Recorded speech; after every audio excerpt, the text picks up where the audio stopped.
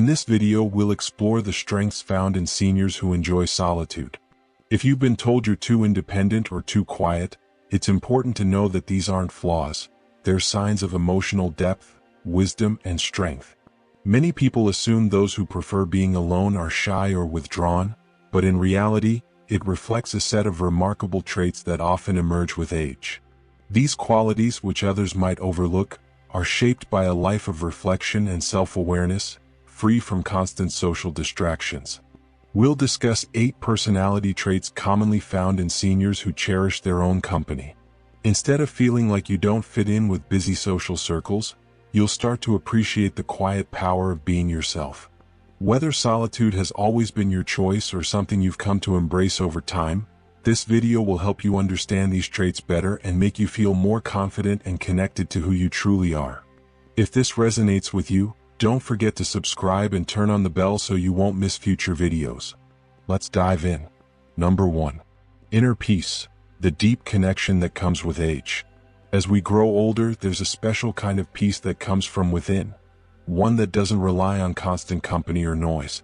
Seniors who enjoy being alone often carry this quiet sense of calm, not because they've given up on connection, but because they've learned to connect deeply with themselves. They are spiritually grounded. Take Helen and Gloria, both 79. Helen keeps the TV on all day not because she's watching it, but because the silence makes her uncomfortable. She feels uneasy when there's no noise, unsure how to fill the quiet. Gloria, however, welcomes the silence. She enjoys sitting by the window, hands resting in her lap.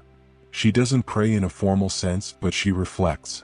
She thinks about life, what's happened, what might happen, and what's beyond it all. Being spiritually grounded doesn't mean following a specific religion. It means finding a deeper connection to something beyond the everyday. For some, it might be nature, a belief in something greater, or simply a sense of purpose. It's about understanding that life isn't only about what you do, but how you approach it. This trait often comes after a lifetime of experiencing both joy and hardship. These individuals have loved and lost, succeeded and failed, and over time, they've learned that not everything needs to be figured out. They've embraced the unknown, becoming comfortable with life's uncertainties. This quiet spirituality becomes a source of strength.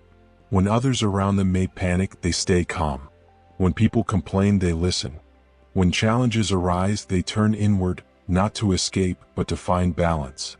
They have found peace in the quiet, something that keeps them grounded. People who are spiritually grounded don't get easily rattled. They aren't looking for distractions or answers to every question. They accept things as they are. And by doing so, they often become a steady presence for those around them. Calm during tough times, reliable through storms, and gentle when things feel harsh.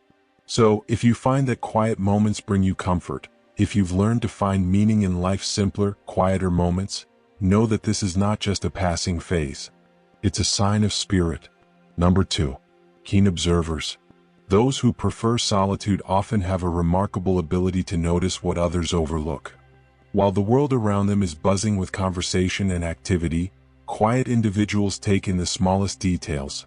The way someone pauses before answering, the bird that lands near the window, or the subtle changes in the sky at dawn. Their awareness might not always be visible, but it's consistently present, helping them experience the world on a deeper level. Take Walter and Henry, both 70. Walter is constantly surrounded by people, always in the middle of the action, but he tends to forget the little things, the way someone smiled or the tone in their voice. Henry, however, enjoys his alone time, whether he's gardening, reading, or simply relaxing on his porch. Though he doesn't speak often, when he does, it's because he's noticed something important, like a neighbor's change in mood or how early the leaves started turning. For Henry, solitude is filled with attention to the world around him. People who are highly observant don't crave constant stimulation. They find meaning in the small, everyday moments. A crack in the sidewalk, a photo left behind, or a change in someone's voice. These little things tell stories that most people miss. This awareness comes from the quiet space they create for themselves. Without the constant distractions, their senses stay sharp, allowing them to notice things others might never see. This quality makes them valuable in subtle but powerful ways. They're the ones who remember the small details that matter to you, like your favorite tea, or notice when something feels off before anyone else does. They don't just see what's obvious, they see what lies beneath the surface. In a world that moves fast and is often filled with noise, this sensitivity is rare and often misunderstood. People might think that being quiet means not paying attention, but in reality, it's the opposite. They're paying closer attention than anyone else in the room, catching the things others might miss. So, if you find yourself drawn to the details others overlook, if you feel more connected to the world when it's calm, and if you notice the subtle shifts that most people miss, know that this isn't just a personality trait, it's a strength. It's a gift that has grown stronger with every quiet moment you've embraced. If you're still with me and finding these insights valuable, please comment number 2 below to let me know you're here. And if you haven't subscribed yet, I recommend you do so and turn on the bell so you don't miss any future videos. Your support helps us continue creating content to inform and inspire you. Let's move forward. Number 3. Resilient. One of the most powerful qualities often found in seniors who embrace solitude is resilience. These individuals have lived through many seasons of life, joys, losses, challenges, and triumphs, and they've learned to bounce back from adversity. For them, solitude isn't a retreat from the world. It's a space where they reflect, rebuild, and recharge their inner strength. Take Mary and Sam, both in their late 70s. Mary has faced many hardships throughout her life, including the loss of a spouse and health struggles. But despite these challenges, she has a quiet strength that shines through. She doesn't dwell on the past or complain about her circumstances. Instead, she moves forward, finding new ways to adapt and grow. Sam, too, has had his fair share of ups and downs. He's learned how to navigate difficult times by staying focused on what he can control, accepting what he can't, and taking each day as it comes. Being resilient doesn't mean never feeling hurt or discouraged. It means having the ability to rise after setbacks, to keep moving forward even when things get tough. Seniors with this trait often know how to keep going, even when life gets overwhelming. They have learned that challenges are a part of life and that they have the strength to face them, one step at a time. Resilient seniors often find that solitude gives them the space to process their emotions and reflect on what they've learned. In the quiet moments, they regain the mental and emotional energy needed to face whatever comes next. They don't rely on others to lift them up. They've learned how to lift themselves, and this ability gives them a quiet, steady confidence. So, if you've faced your own challenges and found the strength to keep going even when life seemed hard, know that you are carrying one of the greatest traits someone can possess. Resilience is not just about surviving. It's about thriving even in the face of adversity. And in the stillness of solitude, this strength often becomes even more apparent. Number 4. Deep thinkers. For those who cherish their alone time, there's often a mind that is always active, constantly reflecting, and never fully at rest. These individuals are deep thinkers, using solitude not as an escape from life, but as an opportunity to understand it on a deeper level. While many people rush through their days distracted by noise and stimulation, these seniors take the time to pause, reflect, and process. They often find themselves revisiting conversations after they've taken place, not out of obsession, but to uncover hidden meanings or lessons. They may revisit old memories not to dwell on the past, but to learn from it. These individuals are always asking why, seeking to understand the underlying truths behind the surface appearances. They spend time reflecting on the world and people around them, forming insights that others may miss in the hustle and bustle of daily life. Take Arthur and George, for instance, both 74 years old. Arthur is always surrounded by people, attending meetings, making phone calls, and keeping his calendar full. His thoughts, however, often skim the surface, rarely delving deep. George, on the other hand, enjoys quiet mornings with a cup of tea and a notebook. He reflects on what he's learned, what matters most to him, and the patterns he observes in the world and in people. George doesn't speak as much as Arthur, but when he does, his words carry more weight because they've been thoughtfully formed in the silence of reflection. Being a deep thinker doesn't mean being distant or detached. Rather, it means having a rich inner world that one enjoys visiting. These individuals are the ones who connect the dots, who question what others simply accept, and who find meaning in things that others may overlook. They aren't looking for small talk. They want meaningful conversations, whether in dialogue, in books, or in the memories that shape their perspective of the world. Because of this depth of thought, many of them age with a sense of clarity. They don't fear silence. They embrace it and use it to fuel their understanding of life. They don't need the world's validation of their thoughts because they trust their own judgment. This mental self-sufficiency is rare and is one of the clearest signs that someone who enjoys solitude may, in fact, possess one of the sharpest minds in the room. If you're still with me and finding these insights helpful, please comment number 4 below to let me know you're here. If you haven't subscribed yet, I recommend you do so and turn on the bell so you never miss a video. Your support helps us continue creating meaningful content for you. Let's continue. Number 5. Strong self-discipline. A trait that frequently appears in seniors who enjoy their solitude is strong self-discipline. These individuals don't need anyone to remind them when to wake up, when to take their medication, or how to stick to their daily routines. They're guided by an internal compass, a quiet rhythm they've cultivated over the years. Take George and Harold, both 70 for example. George thrives in group settings. He participates in every senior class, relies on group reminders to take care of himself, and feels lost without external structure. Harold, on the other hand, starts each day at the same time, makes his bed, stretches lightly, and prepares a simple, nourishing breakfast. No one is watching, no one is grading him. He does it because it brings him peace and aligns with who he is. This kind of internal consistency doesn't happen by accident. It's the result of a lifetime of learning to keep promises to yourself, even when no one else is around. This internal discipline helps seniors like Harold remain calm and grounded, even when life throws challenges their way. When faced with unexpected changes, a new diagnosis, or a family issue, they don't fall apart. Instead, they adjust. They rely on their habits, their values, and the quiet structure they've built. Often, this discipline is invisible to others. It's not dramatic or loud. It's in the way they remember to water their plants, make grocery lists, or monitor their health without reminders. They don't expect others to carry their load. They've learned how to do it themselves with steadiness and grace. This self-discipline also brings a deeper sense of freedom. When you trust yourself to follow through, you no longer rely on others to keep you on track. You become the architect of your own life, no matter how simple that life may be. This sense of ownership fosters confidence, and that confidence ripples through every area of their lives, from how they walk to how they speak to how they face each new day. So, if you find that you stick to routines on your own, that you hold yourself to a certain standard even when no one's watching, recognize that for what it is. It's not rigidity, it's self-respect. It's one of the clearest signs of a strong, quiet character. Number 6. Finding beauty in silence. The creative mind. There's a special kind of beauty in the way solitude and creativity often go hand in hand.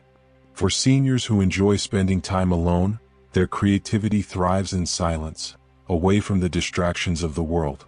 They might write poetry in the mornings, sketch in notebooks, or hum tunes they never bother to record. Their creative expressions don't seek an audience. They're nourished in the quiet, allowing them to create simply for the joy of it. Take Albert and Frank, both 75. Albert spends his days running errands, watching sports, and filling the air with background noise. He needs constant stimulation.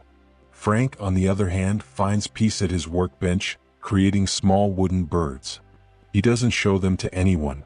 For Frank, it's not about receiving praise, it's about the process itself. The act of creating brings him purpose and connects him to something larger than himself.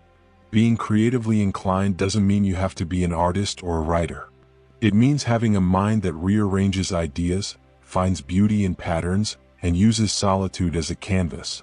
Creativity can show up in the way you organize your home, the meals you prepare, or the way you arrange your garden.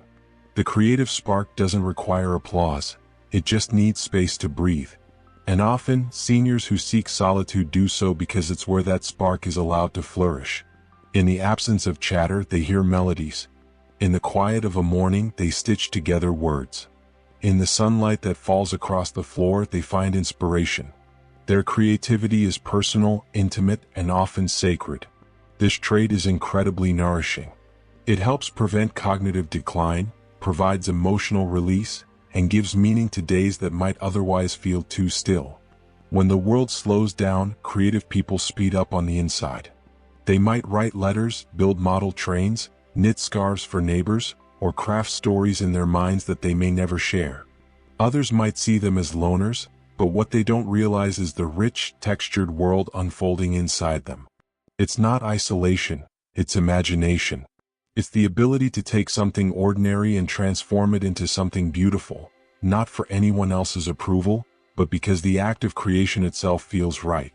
If you resonate with this, if you find joy in creating, building, writing, or simply dreaming, especially when you're alone, know that this is no small thing.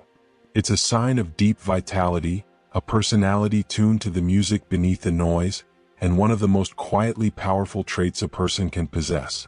If you're still with me and finding these insights valuable, please comment number 6 below to let me know you're here.